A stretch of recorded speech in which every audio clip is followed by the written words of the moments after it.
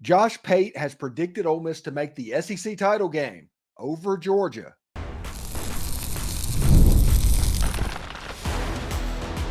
You are Locked On Ole Miss, your daily podcast on the Ole Miss Rebels. Part of the Locked On Podcast Network, your team every day. Hello, Rebel Nation. I am your host, Steven Willis, a 10-year veteran member of the national media and a former Ole Miss staff member.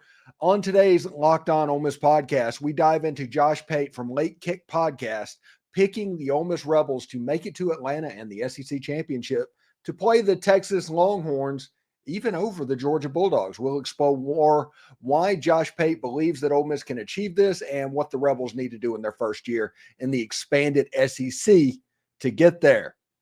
This is the Locked On Ole Miss podcast, your daily podcast on the Ole Miss Rebels, part of the Locked On Podcast Network, your team every day. We're free and available on all the podcast apps and on YouTube. Thanks for making Locked On Ole Miss your first listen every day, and a special hello to the everydayers who make the show what it is. And don't forget to find a second listen on the network. Chris Gordy at Locked On SEC, or even Zach Blackerby at Locked On Auburn. They all provide other perspectives on college football, the SEC, and Ole Miss. So check it out. You know how I feel about perspectives on this podcast. Today's episode is brought to you by Game Time. Download the Game Time Out credit account. Use code LOCKEDONCollege, all one word, for $20 off your first purchase. Terms and conditions apply. Welcome to the Locked On Ole Miss podcast. You know, you might notice my wardrobe today. I'm trying to throw some good vibes out into the ether, hoping that the Tigers trade Tarek Skubal to the Baltimore Orioles and they get a nice haul of bats. That is what I'm hoping for today, and I'm trying to will it to happen. Like, I'm using all of my telekinesis to try and make that go down that road. So Josh Pate from the Late Kick Podcast on 24/7 Sports, CBS Sports, on YouTube, predicted that the Ole Miss Rebels were going to make the SEC championship game, even over the Georgia Bulldogs. They thought that the Ole Miss Rebels would take on the Texas Longhorns, and he predicted Texas to win the game. He went on here and said, Josh Pate predicts Ole Miss will make the SEC championship game in 2024. On a recent edition of the Late Kick with Josh Pate, the host went so far as to predict the Rebels will break its conference title appearance drought this season, even though he thinks teams like Georgia and Texas could actually be ahead of them in terms of talent. But there's a very specific reason why he went down this road. Why? It has a lot to do with the schedule. Georgia has to travel to Texas, to Ole Miss, and to Alabama this season, and Pate doesn't love the Bulldogs' chances of emerging from that gauntlet unscathed. That led him to put the Rebels and the Longhorns against each other in the championship game. He went on to say, I've got Ole Miss in the SEC championship game, and I've got Texas in the SEC championship game. Both are very dependable teams. I think they're both well-rounded. I think Ole Miss defensively will come into form and will be as well-rounded a product as we've seen from them under Lane Kiffin. It's a must-win moment this year from them. I think there's pressure, but I think there's pressure that they can deliver upon over there. Alongside the schedule factor, Pate went on to say that Ole Miss and Texas are both very talented in their own right, and he gives the Horns the edge over the Rebels in Atlanta in this hypothetical scenario. Still, an appearance in the SEC championship game would be a huge step for Ole Miss as it aims for a college football playoff berth this season. It's really hard to argue with Josh Pate on this situation. You know, a lot of times you have these analysts and you have people, you know, like whoever get in front of a microphone and they all have their opinion on what's going on. And you have to judge very carefully. Is this a football guy? Is this a media guy? Is this a clicks guy? All of that, whenever you look at every video on the internet now, you have to disseminate that in almost real time. And Josh Pate, I do think he's a little bit of a clicks guy. I do believe that. He's not like Paul Feinbaum. I'm not saying that. But he does operate based off of popularity a little bit. So whenever he took Ole Miss in this game over Georgia, which is one of the largest fan bases in the entire SEC, my ears kind of perked up a little bit. My antennas went up. And that lets you know. We talked about, was it Mike Nagy? I forget his name. He's on the Michael Borky podcast saying Ole Miss had over 20 players with a draftable grade this season. The Senior Bowl has a chance to be completely littered with Ole Miss players this offseason. So that lets you know that there's essentially a top 2 of 3 teams in the Southeastern Conference, at least according to Josh Pate. And honestly, according to most people that talk about what's going on in the Southeastern Conference, Georgia is alone by itself. Like, Georgia's got the best roster in college football. Josh Pate predicted Ole Miss to go to the SEC championship game, and all of this is going on. That does not change the fact that Georgia is by far the best football team in college football. Georgia also has the best chance this season to be another 1990 Michigan, to where they lose 2 or 3 games, and they are by far the best football team in college football. On their best day, there's not another team that can touch them. But for whatever reason, going to Texas, going to Ole Miss, and going to Alabama, that proved to be a gauntlet that was a little bit too far for them. Whatever got to them, something happened. They ended up losing a couple of games, and they ended up not in the SEC championship game. And Josh Pate, he sees that as well. That's the reason he got here. This wasn't an Ole Miss thing, other than the fact that there's pretty clearly a 3-team hierarchy right now in the Southeastern Conference. You got Georgia standing alone at the top. Like I said, they're a national championship or bust type team this year, period. That is what will make or break their season. Going to the SEC championship game, they couldn't care less about that.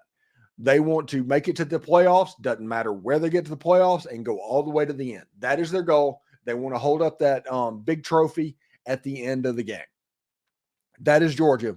The only metric for this being a good season for the Georgia Bulldog will be holding up a national championship trophy. So I do not expect Georgia fans to be upset about what Josh Pate said, although they might. There's certain groups of people that get upset whenever you suggest that anybody can take a loss. But in that situation, they are national championship or bust. The second tier in the Southeastern Conference that is developed is Ole Miss and Texas. Those are the 2 teams that are kind of mentioned in that group. Right below Ole Miss, you have Alabama. And Alabama, who was a national semifinalist a year ago, a quarterback that's kind of a super athlete. They do not have the GOAT on the sideline, but they have a coach that has lost like 12 games in his whole head coaching career. It's not like they're going to drop down that far. So we'll see how Alabama does, but they're probably the lone team that's appearing in the 3rd tier at the moment. And then you've got the 4th tier, which is the Tennessee, LSU, Oklahoma, that group, where if everything falls right, they can make it into the playoff. But that's kind of how the SEC has developed during the course of this offseason. And my goodness, are we not in the longest week in the history of weeks, getting ready for fall camp to start? We're just every day is like Christmas Eve at 2:00 in the afternoon. I mean, that's what we're doing right now. We're just trying to will Christmas to get here. That's what everyone is doing. And we're talking about Josh Pate talking about his SEC championship and whatever we can think of to get this conversation going on to fall camp. Just so everybody knows, by the way, we are launching our Insiders program on Locked On Ole Miss. That's going to be in the subtext link that is on Twitter and all of that. And what we're going to do and what I'm going to try and figure out how to do is my group of insiders that are in and around Oxford, Mississippi, and what I hear myself, we will make it to where you can get information via text message. You don't have to do anything. You don't have to go anywhere. You don't even have to put up with anything that goes on. You can just find that relevant piece of information and you can get on with your day about it. We're going to try and do something like that. And our whole goal, as you know, is to make following Ole Miss football fun. And you know what? Easy is kind of fun. You enjoy following Ole Miss football, but easy is kind of fun. So we'll see exactly how this goes. We've done a couple of texts, and we're going to keep going as fall camp rapidly approaches. But Josh Pate, really cool take. I like that. I mean, like I said, I've said for weeks now that Georgia does have a chance to be 1990 Michigan very highly, but this is the most talented roster in college football. So you just don't want to bet on them not making the SEC championship game, but you can see exactly what happened if they didn't, if that makes sense. Anyway, Thanks again for making the Locked On Ole Miss podcast your first and listen every day. Coming up next on Locked On Ole Miss, we're diving into a forgotten storyline. It's the linebacker position. Do you remember when linebackers were kind of like the most talked about position year after year after year after year? Well, this year it's just kind of gone quiet, and it's got some of the most intriguing pieces that you won't want to miss. Stay tuned. Game Time is your place to get Ole Miss tickets, with killer last-minute deals, all-in prices, views from your seat, their lowest price guarantee. Game Time takes the guesswork out of buying Ole Miss tickets. Those views from the seats, anywhere you want to in Vaught-Hemingway Stadium, you can check it out before you buy. They have the lowest price guarantee, events cancellation, job loss protection.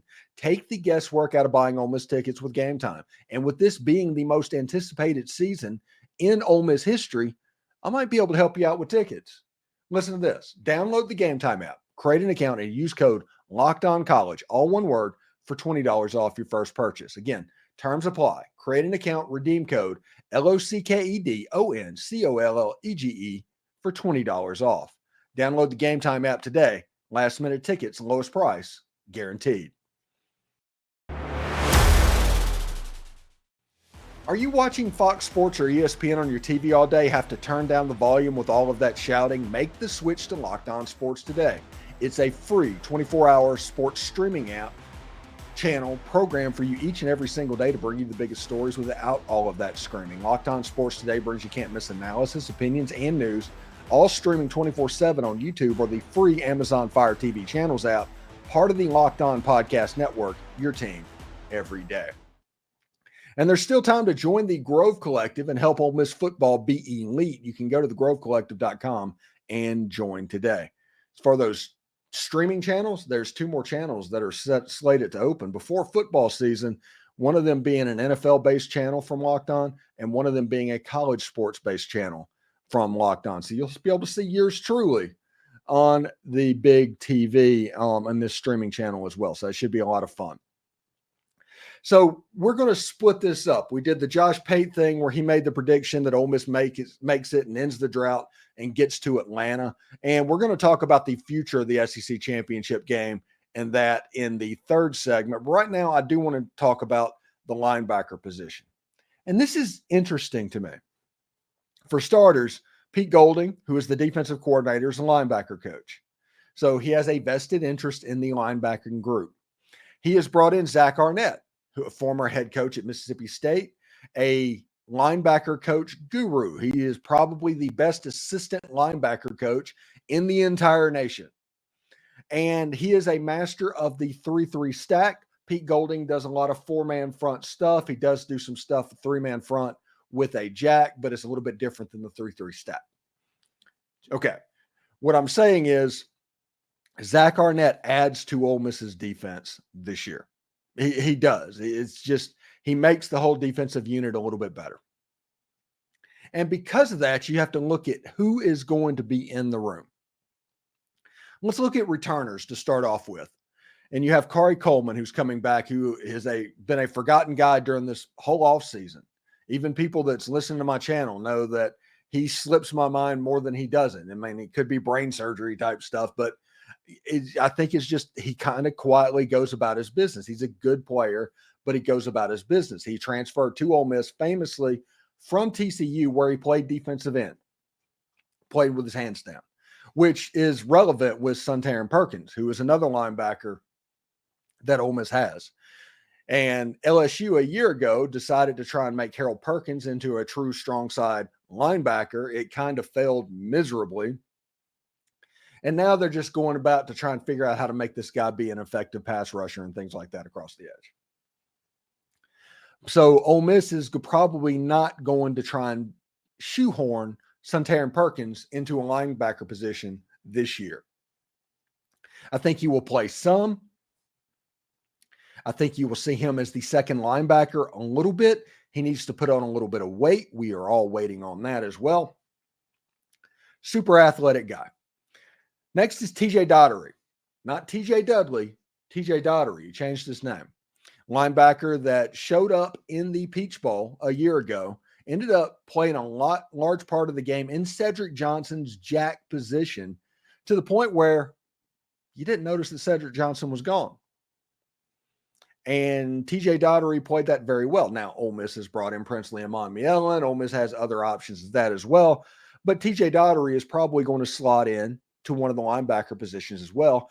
And if Ole Miss does some 3-3 stack type stuff, you're looking at a front of Walter Nolan, JJ Pegues, and Jared Ivey. You move Princely and Monmielen back a little bit, and who's playing on the other side in the three-man linebacker core? I think it might be TJ Dottery. I think it'd be a good fit to have like multiple jacks on the field at the same time, especially on situations where you need a little bit of bulk. That could work for Ole Miss as well.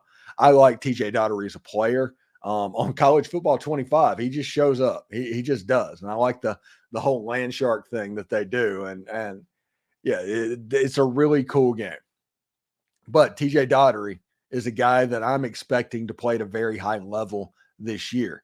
We've seen him in the course of the spring take some reps with the defensive line, which he would. He's, always good to keep up to speed on pass rushing. But I think he could slot in next to Chris Pupal, because I think he will be the starter at linebacker. The main thumper, the one that's kind of the quarterback of the defense, will be him lining up and everything. Then you got other people that's just going around disrupting and causing all sorts of chaos, but you're going to have a single ringleader in Chris Paul Jr. Whenever you look at what he can do as a true run stopper, Lane Kiffin was asked about him multiple times at SEC Media Days. And he talked about, it's like, hey, when he was in the game against Arkansas, we had trouble running the ball. When he was out of the game, we did not have trouble running the ball. I mean, it really is that simple. He is the guy that made it difficult to run the ball. Whenever he wasn't in the game, the other players couldn't do the same thing. So he was obviously what was causing this to happen. Chris Paul coming to Ole Miss's defense with that defensive line, with the potential on the outside, with all these different players. I mean, you even have Tyler Banks and players like that are popping up that could show as well. Raymond Collins, the transfer from Jones College. I think it's Jones College now. It was Jones County Junior College when I was there, JCJC. I remember that because whenever I did my all South Mississippi, all area WDAM in Hattiesburg, they took us down to JCJC to film their big reveal. It was cool, whenever you're 16 years old and going through something like that. But at the linebacker position, this Ole Miss team has a chance to be very varied. They have different type of players to do different things. So this is my thought. And, think about it amongst yourselves and get back to me. Put it in the comments. Do whatever you need to do. But at linebacker, I think Chris Paul Jr. is going to be the starter, the main one, the one that doesn't come off the field very often unless he needs to. I think whenever they do certain packages, you'll see TJ Dudley. Whenever they do certain packages, you'll see Suntarine Perkins. When they do certain stuff, you'll see Khari Coleman. When they're doing certain stuff, you'll see Raymond Collins. And this linebacker room as a whole is going to be very varied and very dangerous based off of what the defensive line is set up and what the defensive backs behind them are doing. And this linebacker room is different than, does everybody remember 2017? When linebacker was DeMarquise Gates and Taylor Polk. And Taylor Polk was just a machine in the Egg Bowl that year. Linebacker was a problem starting, honestly, in 2016. 2018, it was a problem. The Wesley McGriff 2017 and 2018 defense, they're two of the worst that I can ever remember on the field in college football. And that's including what LSU put on the field like a year ago. 2020, Ole Miss kind of figured out what was going on. The whole drop 8 fad was, a big thing. So they brought in Chris Partridge and DJ Durkin, I should say. And then that ended up going to Chris Partridge as well for a couple of years. That didn't necessarily work. 2020, 21, 2022. Got a little bit better, got a little bit more competitive, was able to make a stop when they needed to make a stop from time to time, but they weren't what we wanted. You saw a little bit of what we wanted a year ago under Pete Golding. You did. And a lot of that has to do with the linebackers and the way they coach the linebackers and what they expect the linebackers to do. This was a year one Pete Golding defense where he came into Ole Miss and signed a bunch of G5 transfers because he just needed people to get in there. He wanted good football players, but they weren't exactly what he was hoping for. It was kind of a copy type situation. Some worked out, some didn't. But the defense as a whole, top 45 in the entire country, that's good coming off of what Ole Miss was. Ole Miss had a joke of being to the rest of the conference looking at Ole Miss what LSU was a year ago. That's what Ole Miss is viewed as. That was the reputation that had been developed. Pete Golding started to change that a little bit. And this year, the defense has a chance to be really good. And part of that, to me, is the linebacking group. Defensive line is going to be a headline of the team. The defensive backs, the ball hawks and all that, they're going to be super important. But the group that's going to keep the trains going, you hear me say that a lot, is going to be the linebackers. And I don't think it can be overstated exactly what Chris Paul Jr. and Khari Coleman and Suntarine Perkins and TJ Dottery and all of those guys bring to the table. If Ole Miss is going to be a national championship level team, which I've already said, if you want to be a national championship level team, you have to act like it. And you have to do that first. You can't just win the national championship and change after the fact. You have to have the expectations, the everything leading up to the situation. And I think Ole Miss is doing that right now. You hear like Jackson Dart talk and those guys. I think that is the avenue that they are on. Anyway, this is the longest week in the history of the weeks. I'm not saying it's a slow week or anything like that. It's every day is like Christmas Eve at 2:00 in the afternoon. And we just need it to move on as quickly as possible. Coming up next on Locked On Ole Miss, find out why this season is incredibly exciting for the Ole Miss Rebels, with every single goal within reach for them is shaping up to be a thrilling year in college football. Do not go anywhere, and thank you for making Locked On Ole Miss your second listen.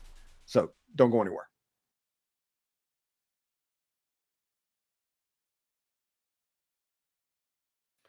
Locked On has launched the first ever national sports 24/7 streaming channel on YouTube, and now it's also available on the Amazon Fire TV and the free Fire TV channels app. Locked On Sports Today is here for you 24/7, covering the top sports stories of the day with the local experts of Locked On, plus our national shows that cover every single league. Find Locked On Sports Today, now available on the free Fire TV channels app. Be part of history.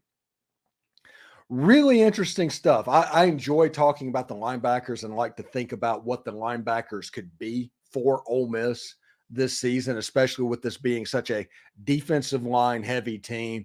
And you look at all the guys that were contributors lining up in the back of the defense. I'm pretty excited, honestly, about what the linebackers could be. And I think that's pretty cool. But we will see. Now, we have some stuff. You know, Ole Miss has every single goal that's available to them at the moment. They do. Every single goal that you think that they should have, they have at their feet at the moment. Whether it's national title, yes, they can win the national title. Everybody thinks they can win the national title. I had Phil Steele on this very podcast channel talking about Ole Miss winning the national title. And that was Phil Steele saying it. You had Josh Pate talking about Ole Miss making the SEC championship game. You have like Reese Davis and Greg McElroy and Ben Watson, everybody, all of these people talking about Ole Miss making the playoffs. Playoffs are an option. You have Jordan Rodgers saying that Jackson Dart is their predicted winner of the Heisman Trophy. You have Caden Prieskorn that is going to be a leader for the Mackey Award. You have Trey Harris, who is going to be a leader for the Biletnikoff. You can see exactly all of the goals and all of the potential things that Ole Miss is shooting for. Now, is Ole Miss going to win them all? No, they're not. Is Ole Miss going to be in the conversation from the very beginning? Yes, they absolutely are. And whether you're Chris Hardy, whether you are Chris Paul, whether you are Yam Banks, you have a chance to do something very special with this football team. And they know that. That's why they're here, honestly.